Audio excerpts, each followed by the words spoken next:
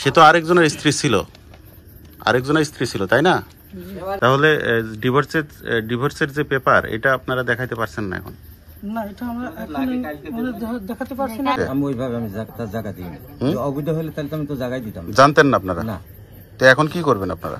কি করব? এই যে এখন যে জানলেন যে তারা বৈধ স্বামী স্ত্রী না। আপনার নাম কি ভাই? রবিউল ইসলাম। বাসা কোথায়? আদর্শ আন্দোলন। হরিণাকুণ্ড উপজেলা। জি। আপনার বাম পাশে বসা। আপনার বয়স কত? আমার বয়স 28 বছর। 28 বছর, কিন্তু এইখানে যে স্টাম্প দেখছি আমরা 26 বছর আপনার বয়স। 26 বছর। আপনার বাম পাশে বসা ইনি কে হয় আপনার? আমার স্ত্রী। আপনার স্ত্রী? জি। আচ্ছা, আপনি কিভাবে এখানে আছেন বলেন তো আমাদের বুঝিয়ে বলুন। বিয়ে করেছি তো আমার স্ত্রী। হ্যাঁ, আমরা বিয়ে করেছি আমার স্ত্রী। কিভাবে বিয়ে করলেন? কি কাগজপত্র আছে আপনাদের কাছে? আমার কোর্টের কাগজপত্র আছে। এটা কোনো বিয়ে না। আর তারপরে ওখান থেকে আমাদের কবুল পড়িয়েছে। সে তো আরেকজনের স্ত্রী ছিল তাই না? তো আপনার যে ডিভোর্সের পেপার সেটা আছে আপনাদের কাছে? আমার কাছে নেই, কিন্তু বাসায় আছে। আপনি তো এইভাবে ভাই এখানে আসতে পারেন না। পারেন? আপনি যে তাকে বিয়ে করেছেন বা সে যে ওই লোককে মানে তার হাজবেন্ডকে ডিভোর্স দিয়েছে তার কি প্রমাণ আছে আপনাদের কাছে? আমাদের কাছে কাগজ আছে তো শো করেন। তো আমার মানে এখন বর্তমানে না, এটা বললে তো হবে না ভাই। আপনার বাড়ি হরিণাকুণ্ড। ডিভোর্স নিয়েছে কদিন হলো? আসবে। ডিভোর্স কবে দিয়েছেন? ডিভোর্স 3 মাস 10 দিন হয়ে গেছে। 3 মাস 10 দিন হয়ে গেছে। আপনার নাম কি? মুসাম্মদ রুমানা খাতুন। বাসা কোথায়? তাহিরুদ্দায়। স্বামীর নাম? আব্দুল সালাম। আচ্ছা, আপনার স্বামী এবং সন্তান আছে, জি। তো আপনি এই যে রবিউলের সাথে কেন এসেছেন? স্বামী আমার মানে খুবই নির্যাতন করে। আচ্ছা, বুঝেছেন? এবং কি যার সাথে কথা বলে তার সাথে সে বলে খারাপ। এজন্য আমার তার সাথে সংসার করা আমার সম্ভব না। আপনি কয় সন্তানের জননী? কয়জন আছে বাচ্চা কাচ্চা? আমার কাছে একটা আছে আর বাড়ি আছে। কয়জন? 2টা বাচ্চা, মানে একটা বাচ্চা বাসায় রেখে এসেছেন। আচ্ছা, আপনি যে ডিভোর্স দিয়েছেন তা আপনার আগের স্বামী কি জানে? হ্যাঁ, জানে। সামাজিক ভাবে দিয়েছেন না এমনি নিজেকে দেয়? না, সামাজিক ভাবেই দেয়া। আপনার সাথে দেখা করে আমি বলছি। সামাজিক ভাবে দিয়েছে না?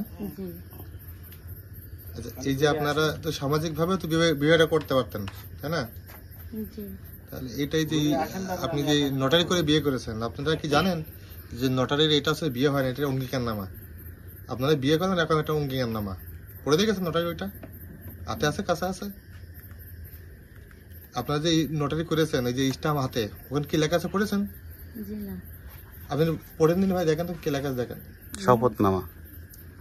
আমি লেখাপড়া জানি না। তো আপনার তো বিয়ে হয়নি। আরে শপথনামা হয়ে কাজে আছে কি মোল্লা দিয়ে বিয়ে পড়িয়েছে তো, আমি তো বলছি ওখানে আমাদের বিয়ে ওখানে পড়িয়ে দিয়েছে। হ্যাঁ, ওখান থেকে বিয়ে এরা তো আর পড়িয়ে এত দিয়েছে। অভিজ্ঞতা লোক নাই। এরা তো আর এত অভিজ্ঞতা লোক নাই। বিয়ে পড়াইছে কোন কাজে? মোল্লা পড়িয়েছে ওখান থেকে। লটারি পাবলিক করে মোল্লা দিয়ে 200-500 টাকা দিলে মোল্লা দিয়ে পড়াই। এই যে নোটারি এফিডেভিট করা ওই উকিলের নাম কি? ওখানে নামটা মনে নাই। দেখেন দিন এখানে। কতদিন আছেন এই গ্রামে, বাড়াতি গ্রামে? এখানে আসছে মানে 4-5 দিন হচ্ছে। কার বাড়িতে উঠেছেন?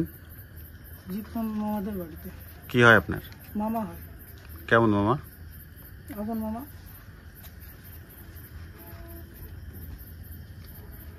তাহলে ডিভোর্সের যে পেপার এটা আপনারা দেখাইতে পারছেন না এখন?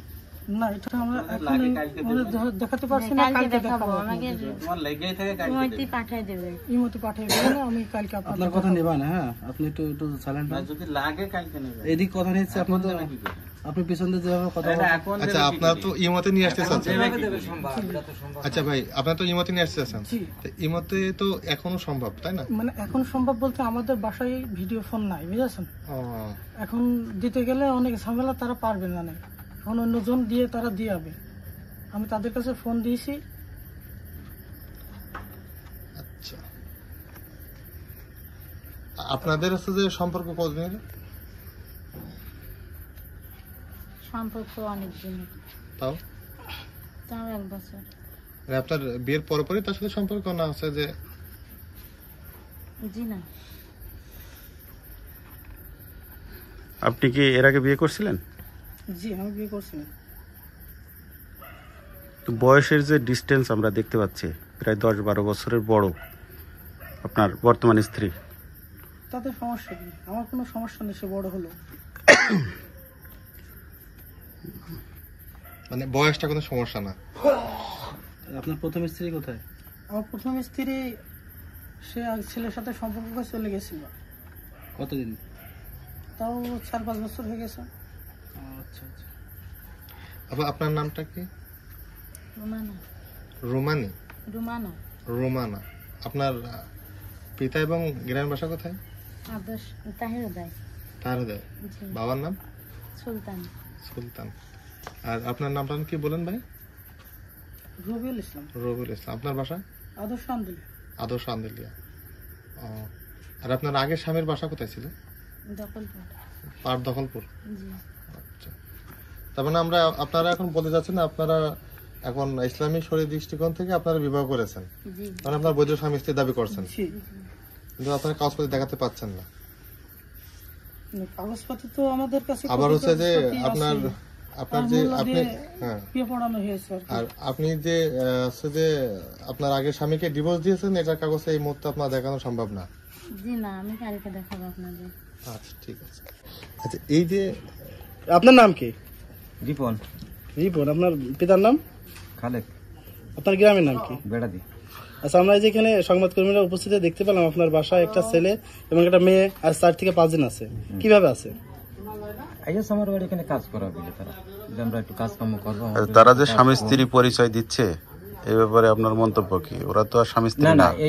এইটার বিষয়টা আমি বলতে পারবো না, কিন্তু তারা বলছে যে আমার স্বামী স্ত্রী, হুম ঠিক আছে, হুম। কিন্তু এই যে অন্য কারো বউ, এটা আমি বলতে পারবো না। তাহলে কিভাবে জায়গা দিলেন তাদের? নিয়ে এসে তাদের স্বামী স্ত্রী এখানে এসে আমরা কাজ করতে গিয়ে নিয়ে এসে কাজ করছে। ওই ছেলে তো বলছে আপনি তার মামা হন। এই যে আমাদের খেতে কাজ করে, পানের বড় যে ধানের ভুইতে ধান কাটা কুটা চলছে। আপনি বলতে চাচ্ছেন আপনার কেউ না তারা? না না, ওই ছেলে কি হয়? তো বলেছে যে আপনার ভাই এটা হচ্ছে এই ছেলের যে নানি, হুম, এই নানির সাথে আমাকে ধর্ম ফুবু। ধর্মপ্রভু। তো এইভাবে একটা ছেলে মেয়েকে আপনারা অবৈধভাবে জায়গা দিয়েছেন, তো এটা আদৌ কি ঠিক? না, এটা অবৈধ বলে কি আমার মনে হয় না। বিয়ে হয়েছে? আমি ওইভাবে আমি তার জায়গা দিইনি। যদি অবৈধ হলে তাহলে তো আমি তো জায়গায় দিতাম না। জানতেন না আপনারা? না, তো এখন কি করবেন আপনারা? কি করবো? এই যে এখন যে জানলেন যে তারা বৈধ স্বামী স্ত্রী না, এই ব্যাপারে আপনার এখন মন্তব্য? আরেকজনের স্ত্রী নিয়ে আসছে। হ্যাঁ, অবৈধ যে না, এটা তো আমি তো জানি না। এটা আপনারা যখন জানলেন, এখন নিয়ে গেলে নিয়ে যেতে পারেন, আমাদের তো নিয়ে যাওয়ার কোনো ইয়ে নাই। তাহলে এই পর্যন্ত।